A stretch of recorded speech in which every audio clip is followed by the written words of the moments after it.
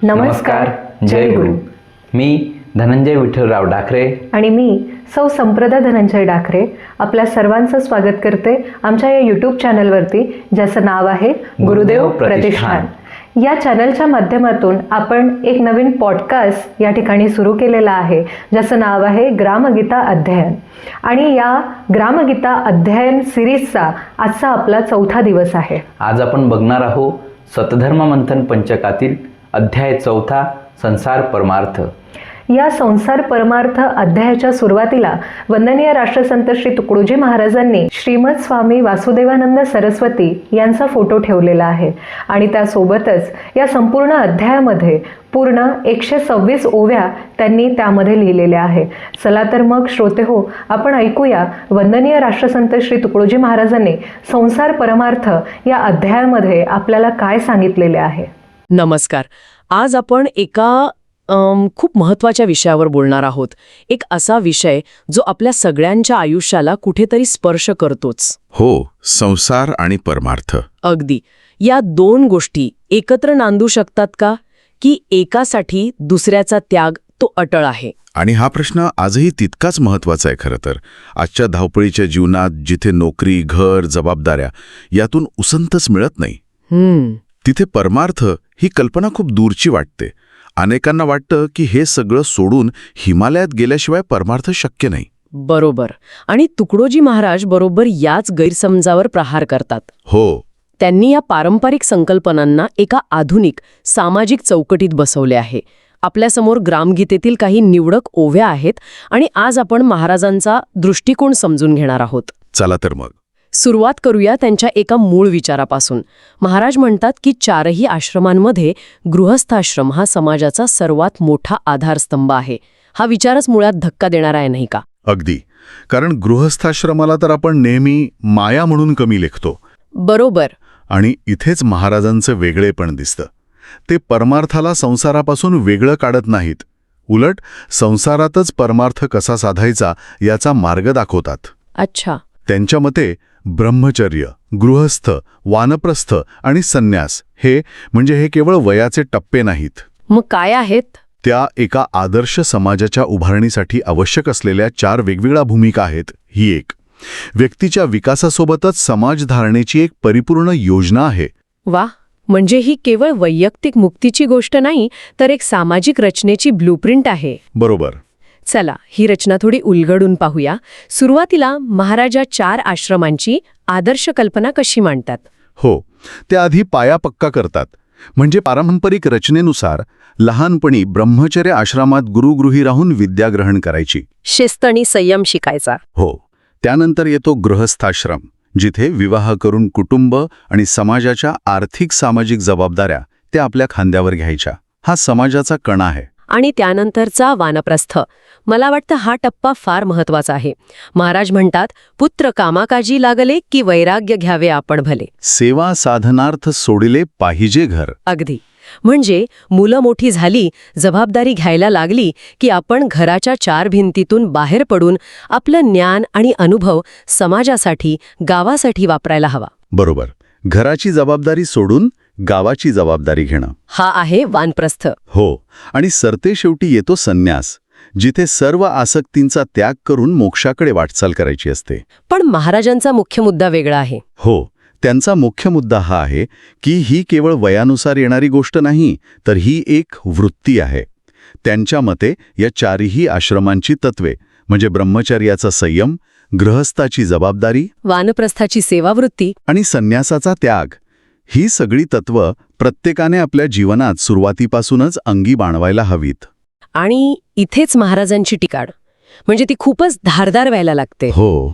कारण ते नुसती आदर्श रचना सांगून थांबत नाहीत, तर समाजात जे ढोंग चालतं त्यावर ते सडेतोडपणे बोलतात. अगदी. केवळ बाह्य अवडंबर, जसं की भगवी वस्त्र घालणं किंवा दीक्षा घेणं, याला ते काहीच किंमत देत नाहीत. काहीच नाही.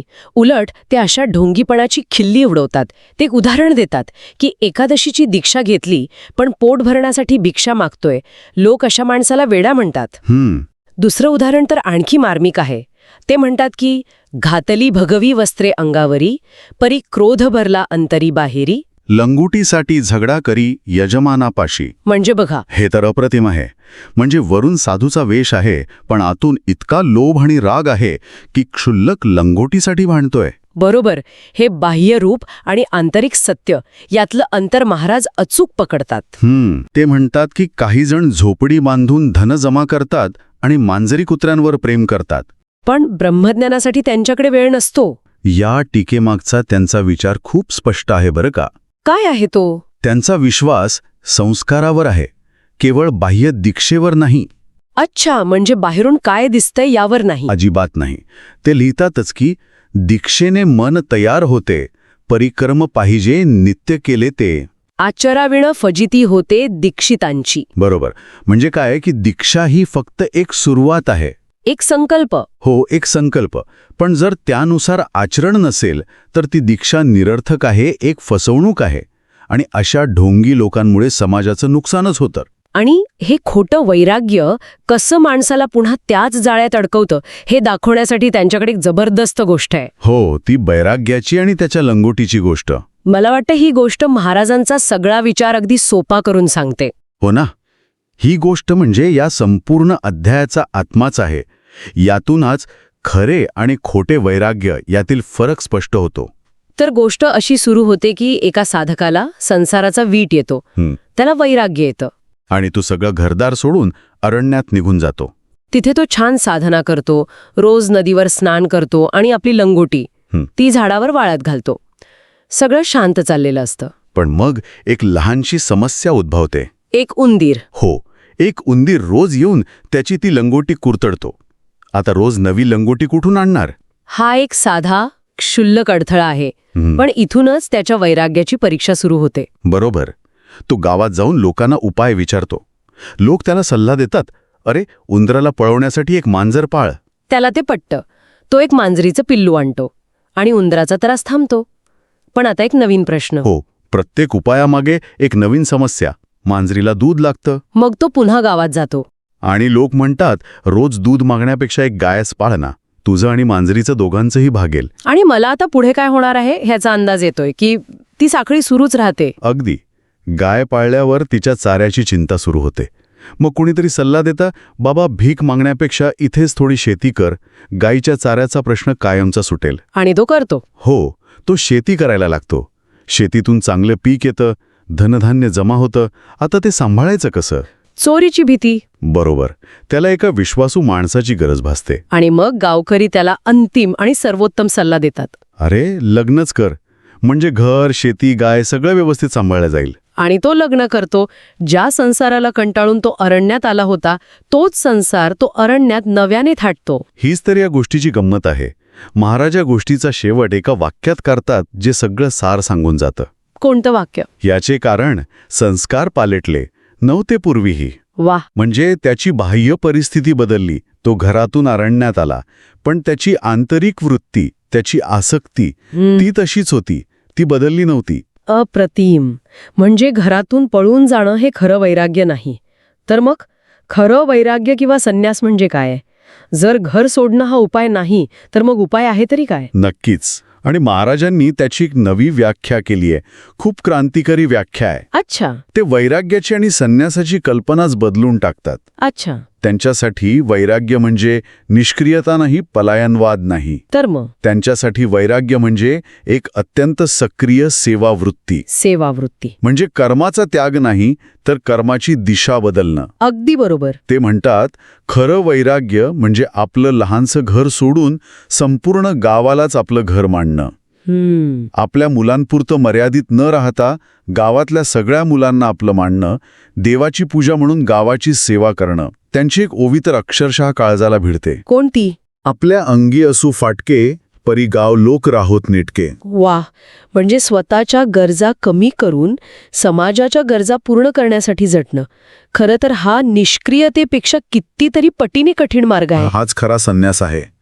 खरा संन्याशी तो जो स्वतःच्या स्वार्थाचा त्याग करून आपलं ज्ञान, वेळ, शक्ती सगळं समाजासाठी अर्पण करतो. आणि हा विचार व्यक्तीच्या मोक्षाला समाजाच्या कल्याणाशी जोडतो. हो, हाच ग्रामगीतेचा मूळ गाभा आहे. वैराग्य म्हणजे जबाबदारीतून पळ काढणं नाही, तर अधिक व्यापक, अधिक मोठी जबाबदारी स्वीकारणं. आणि हे सगळं ऐकल्यावर मला त्यांच्या सुरुवातीच्या विचाराचं महत्त्व आता कळतंय. त्यांनी गृहस्थाश्रमाला सर्वश्रेष्ठ का म्हटलं हे आता स्पष्ट होतंय. बरोबर. कारण ही जी व्यापक सेवेची कल्पना आहे तिचा पाया तर गृहस्थच आहे. अगदी. महाराज पुन्हा गृहस्थाश्रमाच्या महतीकडे येतात. त्यांच्या मते हा गृहस्थच तर सगळ्या जगाचा भार वाहतो. तो साधू, संत, भिकारी, राजा, पाहुणा, हो, तो स्वतः काटकसर करतो, पण समाजासाठी अन्नदान करतो, सार्वजनिक कामांचा बोझा उचलतो.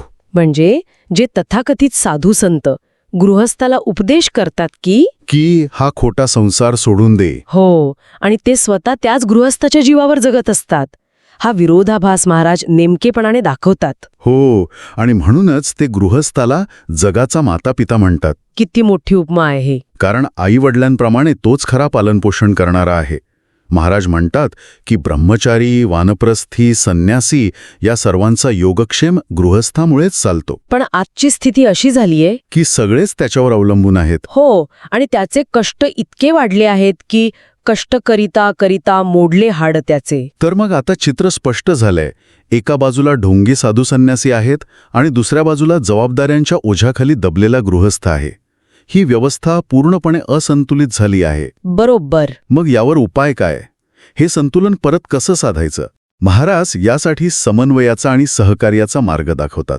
ते म्हणतात, प्रत्येक आश्रमाने एकमेकांना भार न होता एकमेकांना पूरक व्हावं. अच्छा. कोणीही कोणावर अवलंबून राहू नये. आपापले कार्य सर्वांनी करावे, परस्परांना पूरक व्हावे, म्हणजे जगाचे ओझे झेलले सहज. म्हणजे ही एक प्रकारची सामाजिक सहकार्य प्रणाली आहे, एक इकोसिस्टीम आहे. कोणीही श्रेष्ठ किंवा कनिष्ठ नाही. अगदी. या व्यवस्थेत संन्याशांनी किंवा वानप्रस्थींनी मुलांना शिकवावं, ज्ञान द्यावं. त्या बदल्यात गृहस्थांनी त्यांना आवश्यक मदत करावी. पण कोणीही आयतो बसून खाऊ नये. अजिबात नाही. प्रत्येकाने काहीतरी उत्पादक काम करून आपलं पोट भरावं. महाराज म्हणतात की जसा पुत्रधर्म पाळणारा पुत्र श्रेष्ठ, तसाच पितृधर्म पाळणारा पिताही श्रेष्ठ.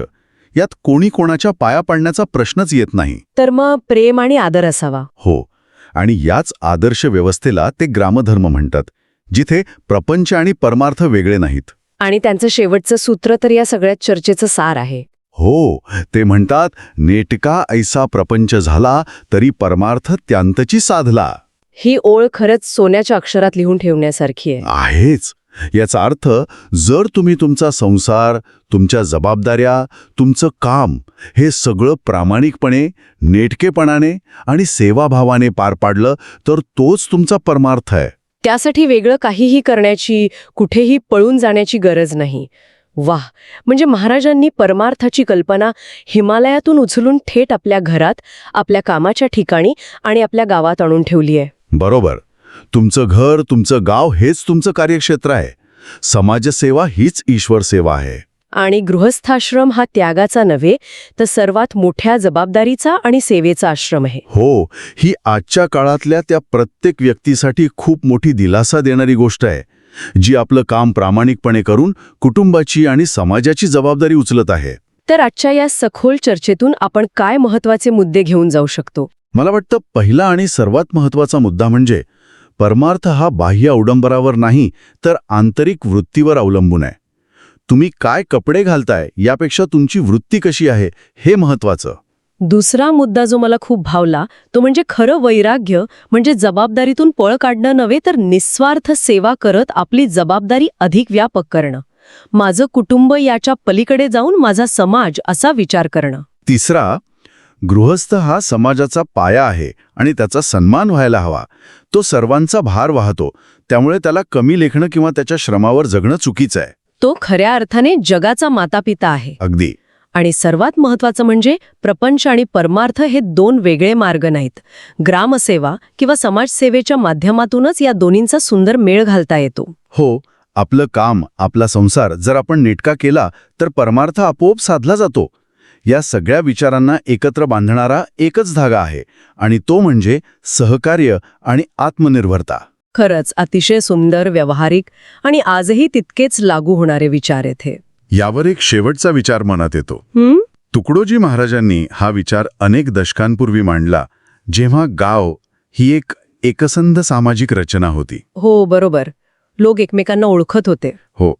आजच्या काळात जिथे आपण मोठ्या शहरांमध्ये राहतो, कुटुंब विभक्त झाली आहेत, शेजारी कोण राहतं हेही माहीत नसतं. प्रत्येकजण आपापल्या आयुष्यात प्रचंड व्यस्त आहे. अशा परिस्थितीत त्यांच्या ह्या परस्परांना पूरक होण्याच्या कल्पनेला आपण कसं अंमलात आणू शकतो? आजच्या जगात समाजसेवा याचं स्वरूप नेमकं कसं असू शकतं? हा एक विचार करण्यासारखा प्रश्न आहे. धन्यवाद तुम्ही संपूर्ण व्हिडिओ ऐकल्याबद्दल. जर तुम्हाला हा व्हिडिओ आवडला असेल तर जास्तीत जास्त लोकांपर्यंत हा व्हिडिओ शेअर करा आणि याला लाईक करा. काही प्रश्न असतील किंवा काही सुचवायचं असेल तर नक्कीच कमेंट बॉक्समध्ये तुम्ही कमेंट करा. आपण हा व्हिडिओ मनापासून ऐकल्याबद्दल गुरुदेव प्रतिष्ठान आपले आभार मानते. धन्यवाद.